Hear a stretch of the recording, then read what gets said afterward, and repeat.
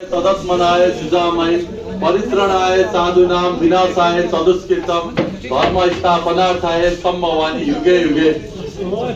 यो धरतीमा सत्य शान्ति र न्याय स्थापना गर्नका लागि संसारको सबैभन्दा माथिबाट देवभूमि तपोभूमि कर्मभूमि नेपालबाट हामी सम्पूर्ण साथीहरूलाई विशेष धन्यवाद दिँदै हाम्रो छोटो निमन्त्रणलाई स्वीकार गरेर हस्पिटलको बेडमा छटपटाइरहेका हाम्रो अभिषेक भाइ, दिन रात दुखाइ कन्ट्रोल नसकेका हाम्रो प्रकाश भाइ, शहीद परिवारहरू, आज रसिक खतिवडाको आमा रोइरहँदाखेरि, आज विनोद महर्जनको बाबालाई बिहान भेटेर आउँदाखेरि, आज हाम्रो माधव सारू मगरको बाबालाई हेर्दै जाँदाखेरि, आज हाम्रो दिपेश सुनवारको घर परिवारलाई सम्झिँदै गर्दाखेरि, आज हाम्रा सम्पूर्ण शहीदहरूलाई सम्झिँदै गर्दाखेरि, आज हाम्रो सम्पूर्ण लक्ष्मण नेपालीदेखि सम्पूर्ण घाइतेहरूको जुन पीडाहरू हेर्दै गर्दाखेरि हिजो जुन सहमति भएको छ, यो सहमति भनेको सम्पूर्ण शहीदहरूलाई, सम्पूर्ण परिवर्तन भएका युवा शक्तिहरूलाई, सम्पूर्ण हाम्रो युवा शक्तिहरूलाई, जेन्जी पुस्तालाई र सम्पूर्ण नेपाललाई र परिवर्तन चाहने नेपाललाई ठुलो धोका भएको छ।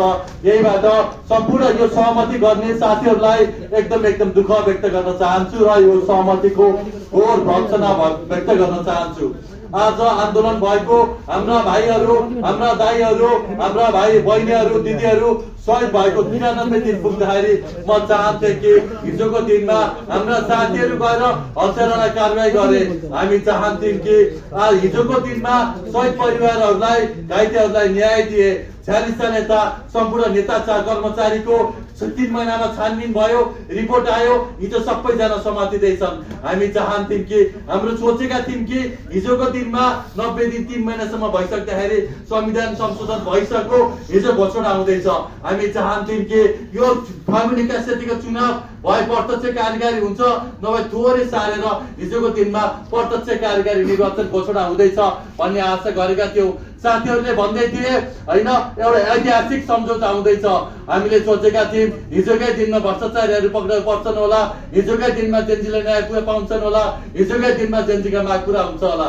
तर दुःखको कुरा, लास मर्दो कुरा के पाइस नेपाली यत्रो 92 यत्रो 76 जना मारेर, यति जना 3400 जना उनलाई घाइते भनेर यही कागजको खोस्टा जुन 50-30 वर्षदेखि जिन्दगीमा यो बाहेक खोस्टा बाहेक केही बनेन।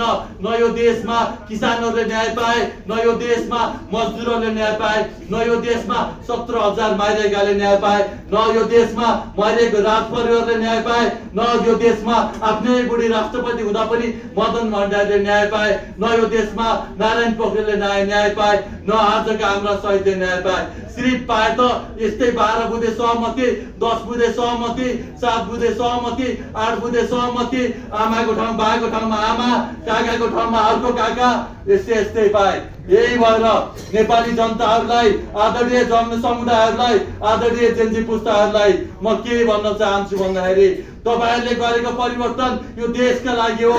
तपाईहरुले गरेको परिवर्तन भ्रष्टाचारको अन्त्यका लागि हो। तपाईहरुले गरेको परिवर्तन हत्याराहरू जेलमा होस् भनेर हो। तपाईहरुले गरेको परिवर्तन शिक्षा र स्वास्थ्य निशुल्क होस् भनेर हो। तपाईहरुले गरेको परिवर्तन प्रत्यक्ष निर्वाचित कार्यकारी होस् भनेर हो।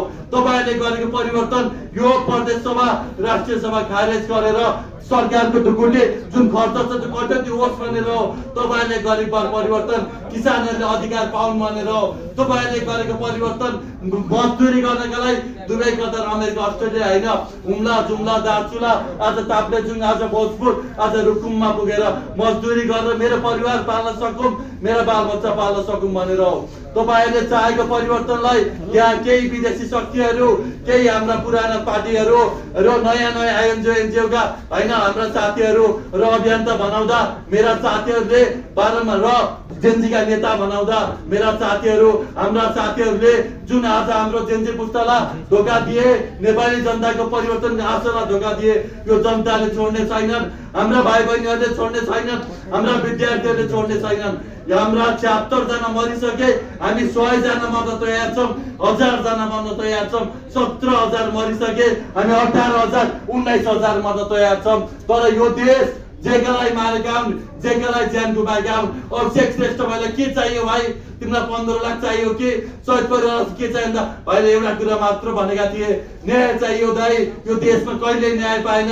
भाइको जुन चाहना छ, जुन सपना छ, त्यसलाई हामीले मर्न दिने छैनौँ। आज पनि हाम्रो प्रधानमन्त्री, हाम्रो गृहमन्त्री जसले 10-20 जना 200-100 जना आफ्ना पकेटका विदेशी एनजिओका साथीलाई ल्याएर जुन 10 बुझे समझदारी गरे, हामीलाई कागजका कोष्ठा समझदारी चाहेको होइन। यस्ता कागजका कोष्ठा हामी देख्दा देख्दा देख्दा देख्दा वाक्क दिक्क व्याक्क भइसक्यौँ। हामीलाई चाहिएको हत्याराहरू कठघरामा हुन्, भ्रष्टाचारीहरूको सम्पत्ति राष्ट्रियकरण होस्। 20 करोड भन्दा धेरै जुन स्विस ब्याङ्कमा लुकाएर राखिएको छ, कम्बोडियामा राखिएको छ, जुन गिरिबन्धु काण्ड, व्हाइट बडी काण्ड, क्यान्टोनमेन्ट काण्ड, के काण्डे काण्डहरू छानबिन भएर कठघरामा हुन्। हामीले चाहेको हाम्रा आज भाइ बहिनीहरूलाई होइन आफ्नो न्याय भ्रष्टाचार नगर भनेर भन्दै गरेर यहाँ बानेश्वर जाँदै गर्दा टाउकोमा गोली हानेर मार्ने हत्याराहरू जो अहिले ठुलो आवाज गरेर कुटीको बेइज्जत गर्दैछन्, कुटी भनेर महल बनाइदिएछन्, जनतालाई लुटेर होइन विदेश सभाको नेपालीको खून चुसेर आफ्नो जुन कुटीको नाटक गर्दैछन्। यो सिर्फ नाटक हो, त्यसमा ठुलो खर्च आएको थियो। हामीले लगाइदियौँ, अब आउँदैन। नेपाली जनता ढुक्क हुनुहोस्, महिषासुरको रोदन मात्र हो, केही दिनमा आफै अन्त्य हुनेछ। 12बाट लखेटिए होइन, हाम्रो सुर्खेतबाट यहाँबाट लखेटिए, अब हरेक घर गाउँबाट लखेटिनेछन् हत्याराहरू, बलात्कारीहरू, भ्रष्टाचारीहरू। हामीले कोही व्यक्तिलाई तोकेर भन्दैनौँ। जसले यो देशलाई गद्दारी गरेको छ, जसले यो देशमा भ्रष्टाचार गरेको छ, त्यसलाई कारबाही हुनै पर्छ। जसले हामीले भाइ बहिनीलाई टाउकोमा गोली हानेर, छातीमा गोली हानेर मारेको छ, तिनीहरू कठघरामा उभिनै पर्छ। हामीलाई चाहिँ केही नगर्दा पनि हत्कडी लगाएर लाने, बयान दिन लाँदा होइन पुलिसको ड्रेस लगाएर लाने, थुनुवा भनेर साला हत्याराहरूलाई किन लान सक्दैनस्?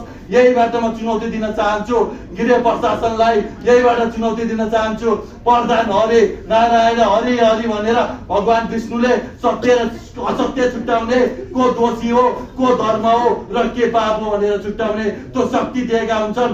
न्यायालयमा बसेर जसले अहिले पनि झोले बन्दैछ, झोलाको काम गर्दैछ, जसले हामीले गरेका निर्णयहरूलाई उठाउँदैछ, यहीबाट चुनौती दिन चाहन्छु। अस्ति निकालेर उडेर जलाए हाम्रा भाइ बहिनीले, यो पालि भित्ति राखेर जलाउला, याद गरेर यहीबाट चुनौती दिन चाहन्छु। सचिव भएर अहिले पनि पार्टीको जसले भरौटे बन्दैछ, जसले कर्मचारी भएर अहिले पनि जनताको लागि उत्तरदायी नभएर त्यही पुराना झोलेकालाई, त्यही पुराना पार्टीकोलाई जसले काम गर्दैछ, यहीबाट चुनौती दिन चाहन्छु। अहिलेसम्म तिमीहरूलाई जनताले छोडेका छन्, जेन्जीले छोडेका छन्। अस्तिको पालि आन्दोलनमा यही बुढाबाहरूलाई जुन जिउँदै छोडेका छन्, इतिहास हेर दुनियाँभरिको कहीँ जिउँदै छोडेका छैनन्। हेर बङ्गलादेशको इतिहास, हेर श्रीलङ्काको इतिहास, हेर अरू देशको इतिहास। नेपालमा पनि यही हालत होला। सुशीला कार्की, ओम प्रकाश अर्याल, अझै पनि समय छ तिमीहरूसँग। अझै पनि हामीलाई यो झुटो सम्झौता कागजको कोष्ठा होइन, काम गरेर देखाऊ। जेन्जीका मागहरू पुरा गर, हत्यारा कठघरामा राख होइन, किसानहरूका माग पुरा गर। किसान आन्दोलनका लागि